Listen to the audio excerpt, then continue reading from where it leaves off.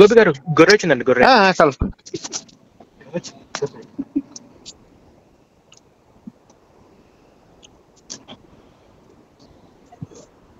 The person you are speaking with has put your call on hold. Please stay on the line. మీరు మాట్లాడుతున్న వ్యక్తి మీ call ను hold లో ఉంచారు. దయచేసి లైన్ లో వేచి ఉండండి. आप जिस व्यक्ति से बात कर रहे हैं उसने आपकी कॉल को होल्ड पर रखा है. कृपया लाइन. చెప్పండి. ఇందాక మీరు ఫోన్ చేశారండి, నేను కొంచెం బిజీగా ఉన్నాను. పర్లేదు చెప్పండి. ఇప్పుడు చెప్పండి సార్, మీరు ఫోన్ చేశారు చెప్పండి. ఇప్పుడు బైబిల్లా మీరు బైబిల్లా బట్టలు పైకి లేపి చూపెట్టమని చెప్పండి ఉన్నదని చెప్పండి మీరు అన్నారు కదా. ఓహో, ఇది ఆ వచ్చటం అనేది మా టీమ్ లో ఎక్కడుంది బ్రదర్ గారు? బైబిల్ ఎక్కడుంది బ్రదర్? రాజు గారు మీరు ఒకటి వచనం నాకు చెప్పని చెప్పించారు సార్. నేను చెప్పాను కదా బైబిల్. అవును సార్, అది నేను చెప్పానండి. ఆ వీడియో చేశాను. ఆ వీడియో మీద నాకేదో డౌట్ ఉందంట సార్. మీరు మాట్లాడుతుంటారు సార్, నేను మధ్యలో వర్క్ ఉంది, నేను సార్ పిలుస్తారు, నేను వెళ్తాను సార్. మీరు సరే రైట్ సార్. మీతోనే మాట్లాడాలి సార్. సార్ అది నేనేనండి చేపించింది. ఏంటి సార్ మీ సమస్య ఏంటండి చెప్పండి. మాట్లాడింది మీరు కాబట్టి నేను మీతోనే మాట్లాడతాను. సార్ చెప్పండి, నాతోనే మాట్లాడండి, చెప్పండి. నేనే మాట్లాడాను. బైబిల్ బట్టలు లేపి చూపెట్టవని ఎక్కడ రాసింది చూపెట్టాలి. నహూము 3:5 అండి. ఏమనుంది? నీ మొహం నీ చెంగులు నీ ముఖం మీదకి ఎత్తి నీ మానవులు నేను బయలుపరుస్తానని ఉంది. అది ఆత్మీయ జీవితానికి గుర్తు. సరే అండి, ఇప్పుడు నేను బట్టలు ఇప్పుకొని మీ ఇంట్లో కూర్చుంటాను. సార్ వినండి, నేను బట్టలు ఇప్పి మీ ఇంట్లో కూర్చుంటాను, నన్ను ఆత్మీయంగా చూస్తాను మీ ఇంట్లో ఆడవాళ్ళందరూ. మరి అది అంటే దానికి అర్థం ఏంటంటే నేను అదే చెప్తున్నాను సార్. మీ వాళ్ళని కూడా కాదండి, మీ వాళ్ళని కూడా బైబిల్ తీస్తాను, నేను బైబిల్ తీస్తాను. తీయండి సార్. ఇప్పుడు నేను బట్టలు ఇప్పుకొని మీ ఇంట్లో ఆడవాళ్ళ ముందర కూర్చు, మీరు ఆత్మీయంగా చూడండి నా సోదరుడు బట్టలు ఇప్పుకొని కూర్చున్నాడని. నేను తీస్తానండి, ఒక్క నిమిషం ఆగండి. మరి మీరు లంగాలు లేపి పూకు చూపిస్తే అది ఆత్మీయంగా చూసినప్పుడు నేను బట్టలు ఇప్పుకొని మీ ఇంట్లో కూర్చొని ఆత్మీయంగా ఎందుకు చూడలేకపోతున్నారు? రెండింటికి తేడా ఏంటి? అట్లా లేదు. తీయండి. నహూము 3:5 తీసి మీరు చదవండి సార్. ఇప్పుడు చెప్పండి. నహూము 3:5.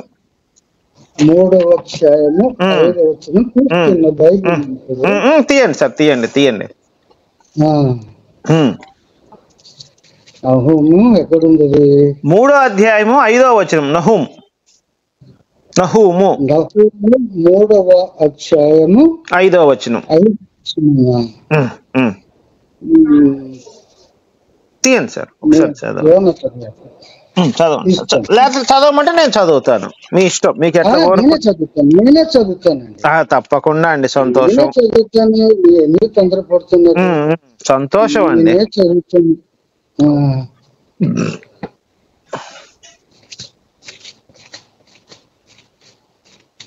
3:5 నీవు చేసిన అధిక జారత్వమును బట్టి సైన్యములకు అధిపతియగు యెహోవా వాక్కు ఇదే. అద్భుతం. నేను నీకు ఆగండి, నేను నీకు విరోధినై ఉండును. సూపర్. నీ చెంగులు అంటే లంగలేపు లేదు అక్కడ. ఇంగ్లీష్ చెంగులు నీ ముఖము మీద కెత్తి జనములను నీ ముఖమును రాక్షములకు నీకు తెలుగే చదవటం రావట్లేదు. నేను చదువుతా, వినండి ఒకసారి, క్లియర్ గా చదువుతాను, మీకు అర్థం. మీరు తెలుగే చదవడం రావట్లా. నీవు చేసిన అధిక జాగ్రత్తలు సైన్యులుగా దేవు యెహోవా వాక్కు ఇదేను, నీకు విరోధమై ఉన్నాను. నీ చెంగులు నీ ముఖం మీదకి ఎత్తి, చెంగులు అంటే అంచులు అన్నమాట. చెంగులు అంటే గుర్తు పెట్టుకోండి సార్, అంచులు ఎత్తి జనములకు నీ మానమును. జనములకు నీ మానం అంటే ఏంటండి? జనములకు నీ మానమును, జనములకు నీ మానము. స్త్రీకి మానం ఉంటుంది. మానము అంటే యోని అని అర్థం. అరే అమ్మాయి మానం పోయిందిరా, శీలం పోయిందిరా అంటారు కదా. నేను మానం అంటే ఆ పిల్లకి మానం పోయిందిరా, శీలం పోయిందిరా అంటారు. శీలం జడగొట్టుకుందిరా అంటారు కదా. శీలం అంటే అదే అనమాట. మానం అంటే యోని. నీ మానమును రాజ్యములకు నీ అవమానము నేను బయలుపరుతును. అంటే ఇవన్నీ కూడా నీ లంగాలు లేపి. వినండి, మీకు తెలుగు చదవడం రావట్లేదు. వినండి, మొదటి భాగం చూడండి బ్రదర్. నేను దాని అర్థం చెప్తా, మీరు సైలెంట్ గా ఉండండి. నేను చదివి చెప్పింది మీరు ఒపీనియన్ చెప్పి, మీకు తెలియ చదవలేదు, నేను చదివి చెప్తా నేనండి. జనములకు నీ మానమును, రాజ్యములకు నీ అవమానమును. అంటే ఏమైంది ఇక్కడ? వినండి సార్, మీరు మధ్యలో దూరతారు.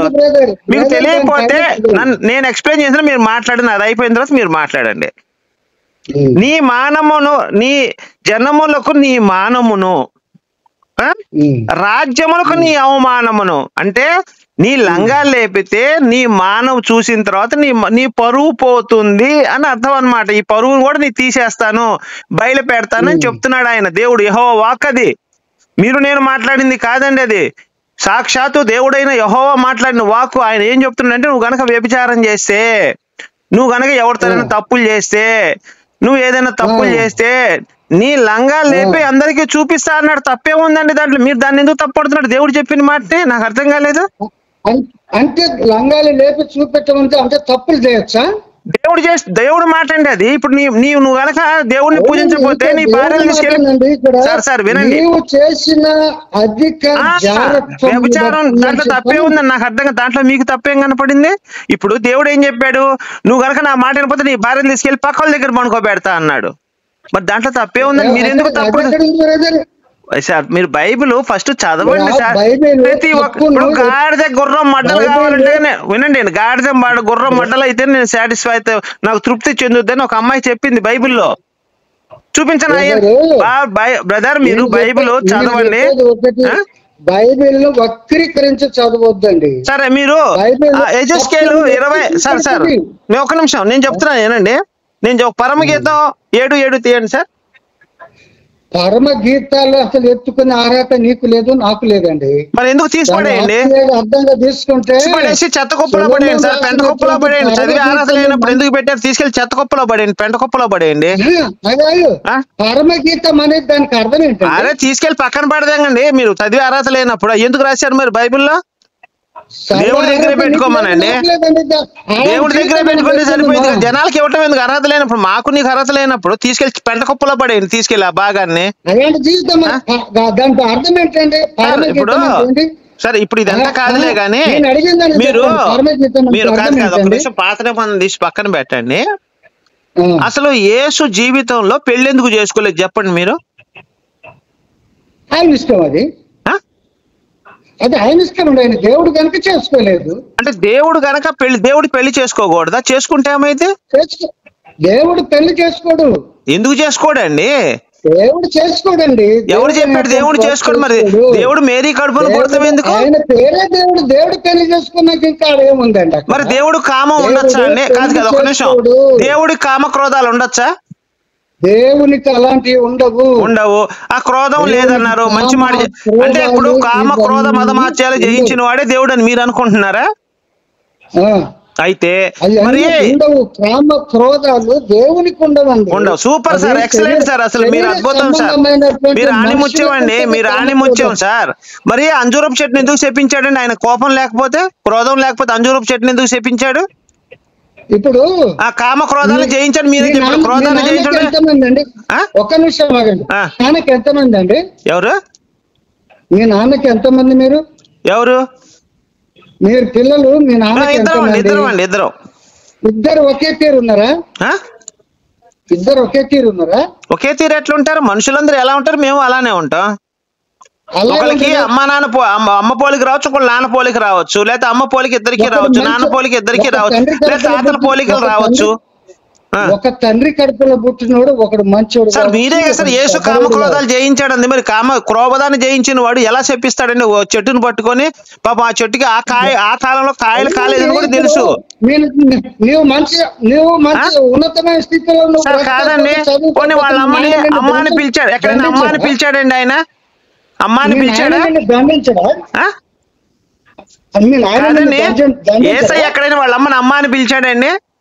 కామక్రోధాలు జయించడం అంటే ఏనండి, ఒక నిమిషం మీకు చెప్తాను. పిలవలేదండి, ఎక్కడా పిలవలేదు. అది ఓ ఉమెన్ అంటాడు ఇంగ్లీష్ లో చూడండి. ఉండండి, ఒక నిమిషం నేను చెప్తా. తెలుగులో అనువదించేటప్పుడు అమ్మ అని రాశారు. మీరు వినట్లేదండి. శిలువ మీద మీ చెవులు పలికిన పనిచేయవు. మాటలు ఆ పాస్టర్ చెప్పేటప్పుడు మీరు తప్ప మీ చెప్పేది చెవులు మేము చెప్పేటప్పుడు మీ చెవులు పనిచేయవు. అర్థమైందా? మేము చెప్పేటప్పుడు కూడా పని చేస్తే మీకు అర్థం అవుతుంది. పిలవలేదు అన్నారు కదా, నేను దానికి అడుగుతున్నా. తెలుగు అర్థంలో అమ్మ అని రాశారండి. ఇంగ్లీష్ లో ఓ ఉమెన్ అంటాడు, అందరినీ కూడా ఓ ఉమెన్ అంటాడు.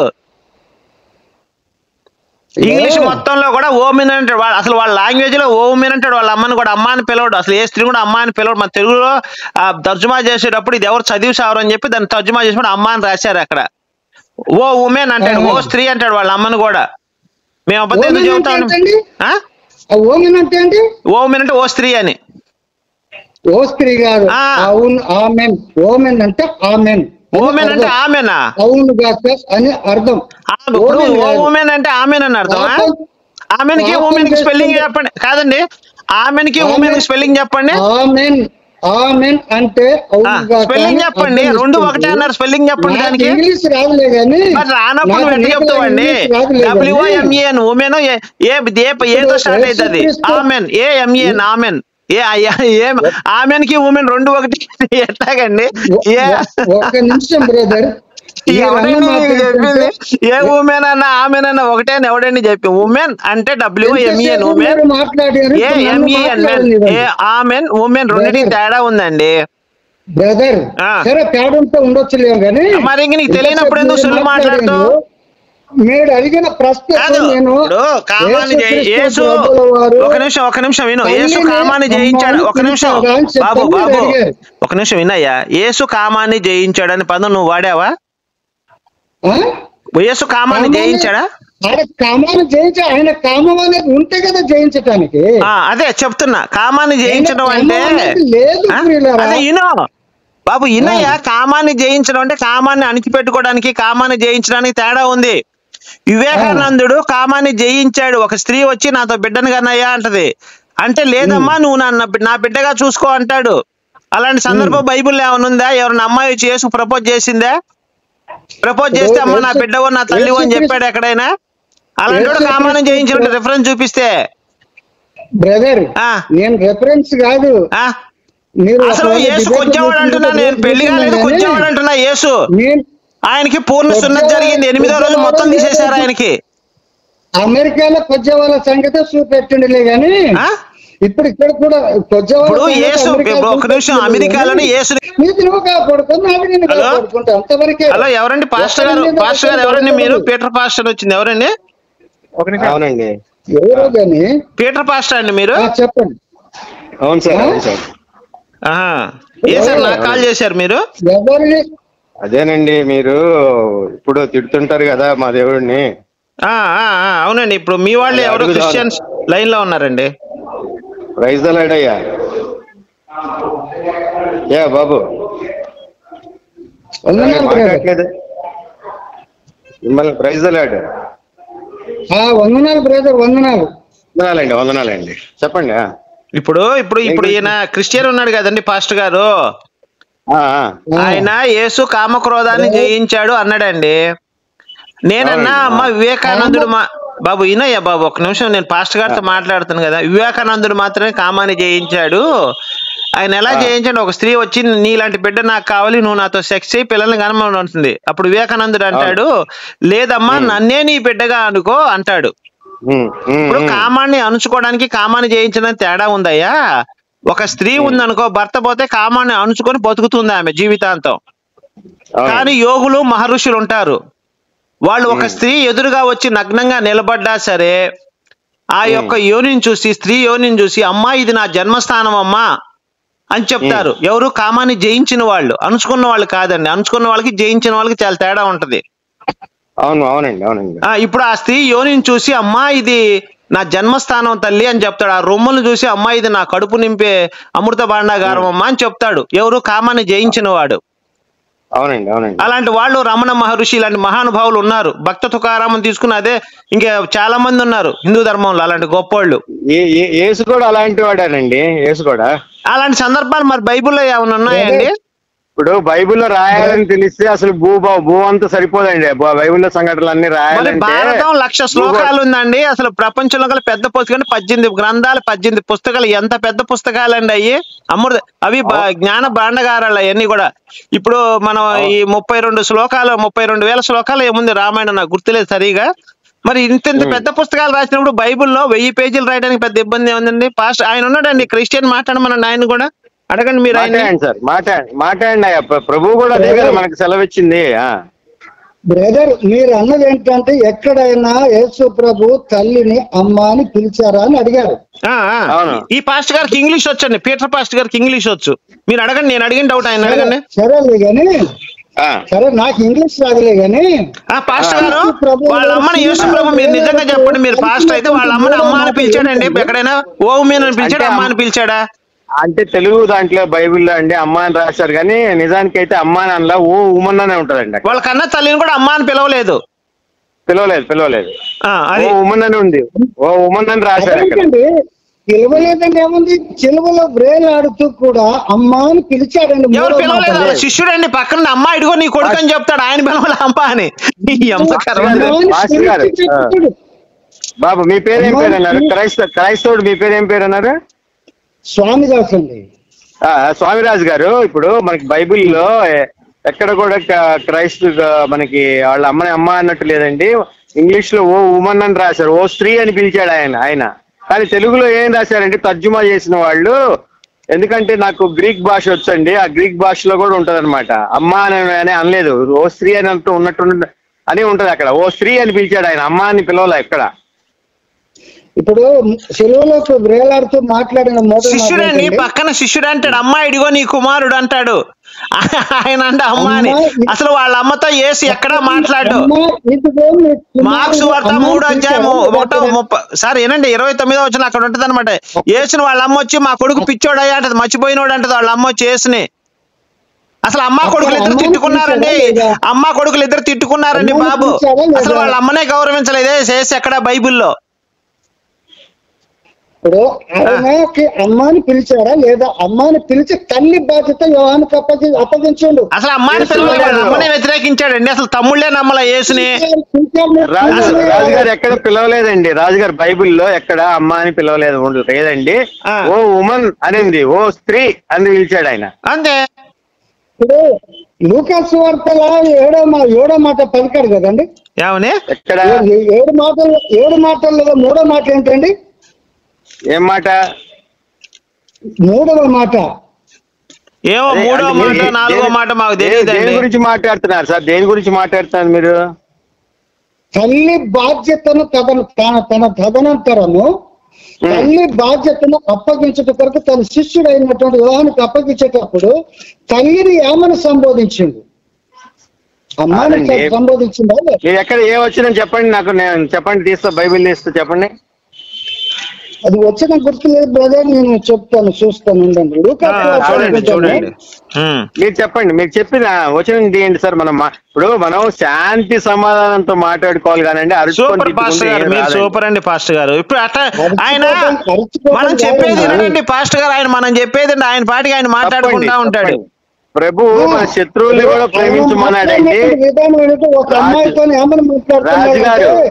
రాజుగారు లంగలోకి చూపెట్టమని చెప్పానండి ఆయన దేవుడా అని చెప్పాను అంటే నాకు కోపం వచ్చింది బ్రదర్.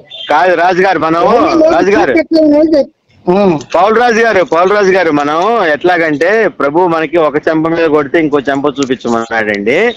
మన శత్రువుల కొరకు ప్రార్థన చేయమని చెప్పాడండి. మనం ఎప్పుడు కూడా దుర్భాషలు ఆడకూడదు, మనం ఎప్పుడు కూడా శాంతి సమాధానంతోనే మనం వాక్యాన్ని బోధించాలి కానీ దురుసుగా ప్రవర్తించకూడదండి. ఇంతవరకు నేను బూత్ మాట్లాడినా అడగండి.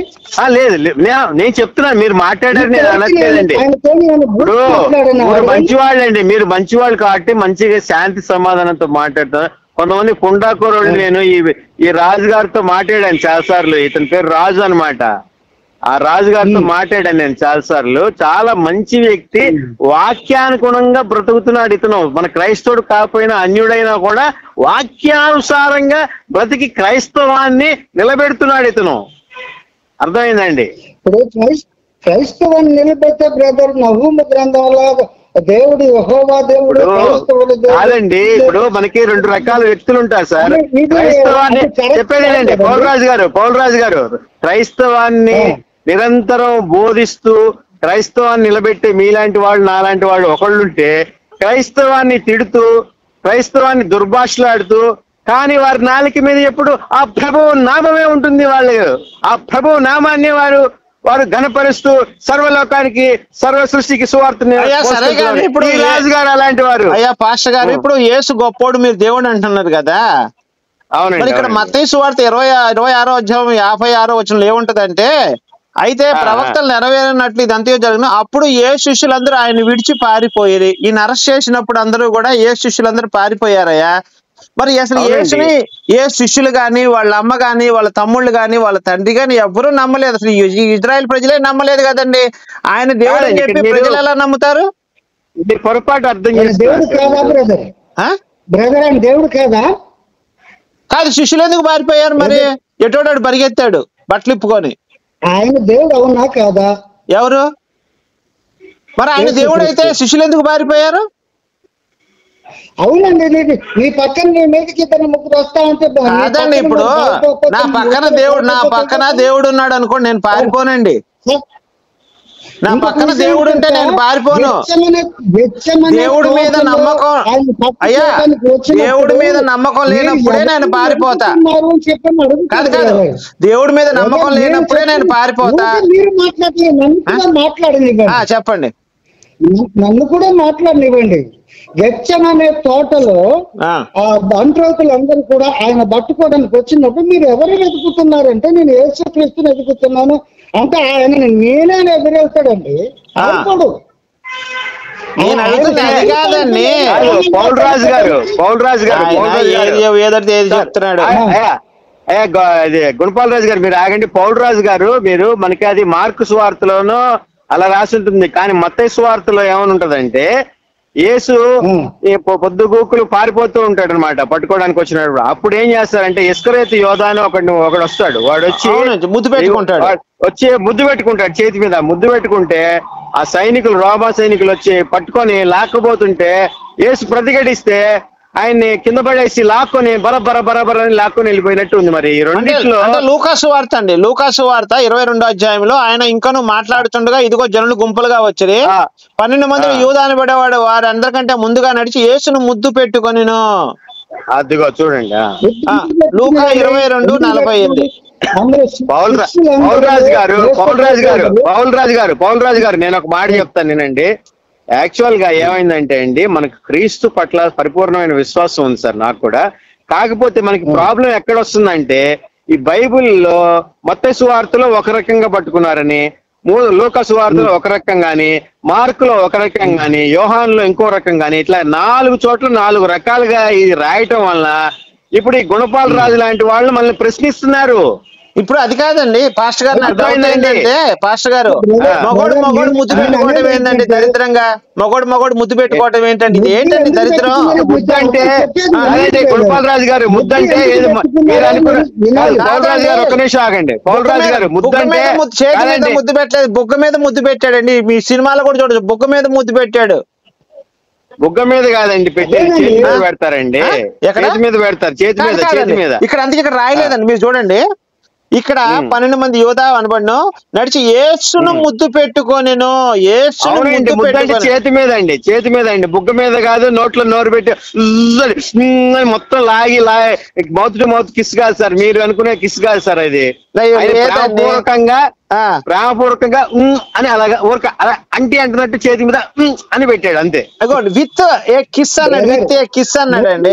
పెట్టాడండి ఎందుకు పెట్టాడు చెప్పండి ఒక మాట. ఏంటండి ముద్దు ఎందుకు పెట్టాడు? ఇప్పుడు కాదండి, ఆయన యేసు అని కన్ఫర్మ్ చేయడానికి పెట్టాడు. అయితే ముద్దు పెడతాం ఎందుకండి? ముద్దు పెడతాం ఎందుకు? ఎదురు వెళ్ళి చూపించచ్చు కదా పాస్టర్ గారు. అంటే కాదండి, అంత ముందు యేసు అని ఆయన ఎప్పుడు ముద్దులు పెట్టుకుంటూ ఉండేవాళ్ళు సార్, అందువల్ల ఆయన ముద్దు పెట్టాడు. సరే, ఇప్పుడు మొగోళ్ళు ముద్దులు పెట్టుకోవడం దరిద్రమా కాదా చెప్పండి?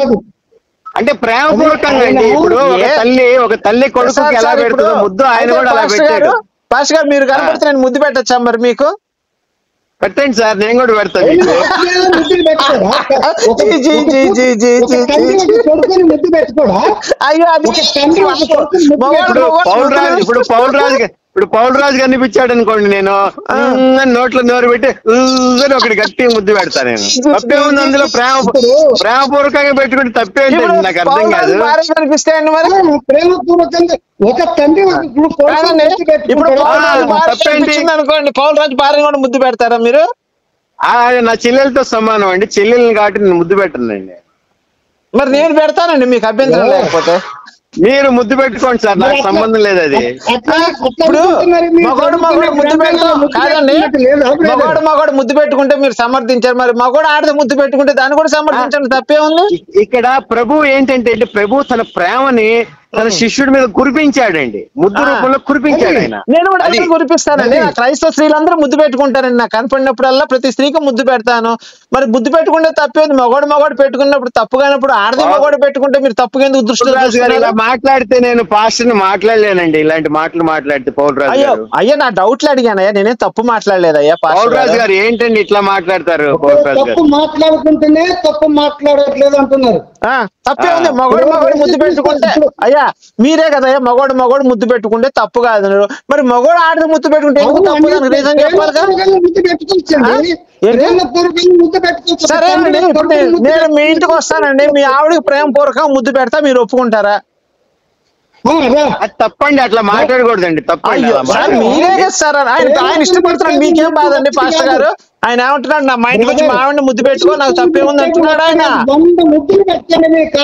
వాళ్ళ ఆవిడ 100 ముద్దులు ఏమంటున్నాడు పాస్టర్ గారు, 100 ముద్దులు పెట్టమంటున్నాడు అండి.